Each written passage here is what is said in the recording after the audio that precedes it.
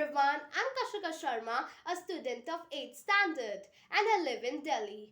Though I'm quite good at studies, but I was a very shy one while expressing my views on any topic in English. Due to this, I was losing all my confidence.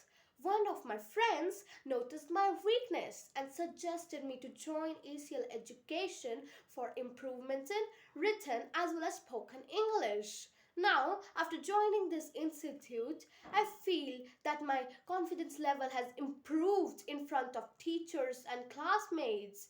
The reason for this is that the ACL education program is a systematic and planned one. They don't follow the orthodox pattern of teaching but have a practical approach. Now I'm able to convince others with confidence. I'm able to talk on any forum or in any meeting or in any debate with a lot of confidence.